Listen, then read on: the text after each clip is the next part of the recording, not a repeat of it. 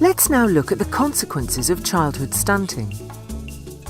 Stunting has both immediate and long-term consequences on child health and development. For women, stunting is a direct risk factor in reproductive health.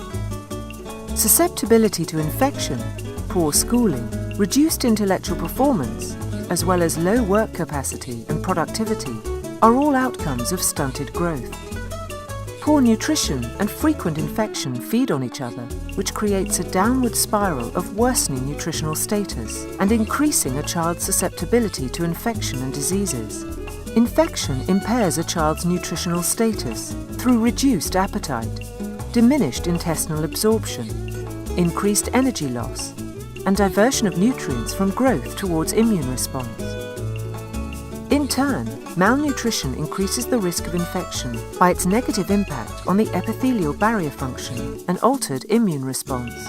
It's a vicious cycle that loops around with increasing momentum, ingraining the consequences of stunting at each pass. The rapidly developing brain of a newborn can be severely and irreversibly impacted by poor nutrition.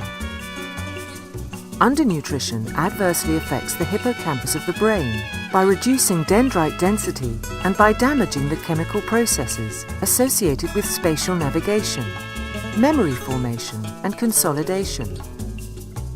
These neurological consequences of chronic undernutrition lead to serious cognitive impairments, resulting in delayed or poor psychomotor skills and mental development.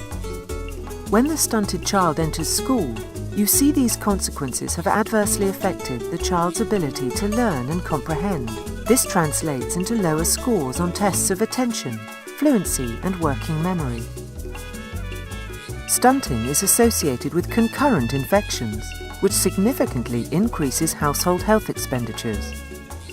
Medication and the costs associated with accessing and using health services can weigh heavily on a family that could already be faced with financial difficulty.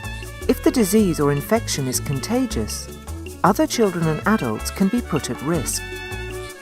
This is often compounded by the costs incurred by other family or household members who forego time spent working or at school in order to care for the sick child. Stunting has health, developmental and economic consequences throughout the life cycle, including adverse intergenerational effects and thus impacts on national development. Individuals who are stunted at 2 years of age are likely to grow up to be stunted adults, despite some opportunity for catch-up growth during childhood, either due to improved nutrition or through a delay in skeletal maturation and the pubertal growth spurt. An analysis of pooled data from 5 birth cohorts in Brazil, Guatemala, India, Philippines and South Africa found that lower height for age at 2 years compared to mid-childhood had a stronger association with lower adult height. Another study in Senegal found differences of 6 to 9 centimeters in adult height of previously stunted versus non-stunted children. Among women, short stature has important implications for pregnancy outcomes. Maternal stunting, height less than 145 centimeters, is a consistent risk factor for perinatal mortality due to an increased risk of obstructed labor and asphyxia at birth. In Nepal, for example, stunted mothers had a 50% increased risk of having a baby with symptoms of birth asphyxia. Furthermore, pooled analysis of data from 109 demographic and health surveys concluded that children born to stunted women had a nearly 60% increased risk of neonatal mortality compared to those born to women 160 centimeters or taller. Many diet-related chronic diseases have their origins in early childhood, being associated with both low birth weight and stunting. It is unclear if stunting is a risk factor for obesity, but rapid weight gain after age 2 to 3 years among individuals born small at birth is thought to increase the risk of chronic disease in later life.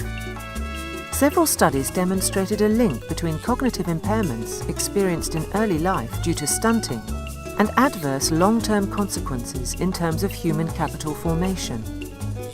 For example, Guatemalan adults who've been stunted at age 36 months had lower scores on tests of vocabulary and non-verbal cognitive ability than comparable individuals who had not been stunted. Data from the cohort study across 5 developing countries showed that after controlling for socioeconomic status, gender and maternal education, adults who at age 2 were stunted completed nearly 1 year less of schooling compared to non-stunted individuals. Stunting has important economic consequences at the individual, household and community level. Poor nutrition perpetuates the cycle of poverty and malnutrition through 3 main routes: direct losses in productivity from poor physical status and losses caused by malnutrition-related disease, indirect losses from poor cognitive development, and losses in schooling, and expenses caused by increased healthcare costs. The economic costs of malnutrition are very high, with estimates of several $1 billion a year in terms of lost gross domestic product. It has been estimated that stunted children earn 20% less in wages as adults compared to non-stunted individuals. The World Bank estimates that a 1% loss in adult height due to childhood stunting is associated with a 1.4% loss in economic productivity.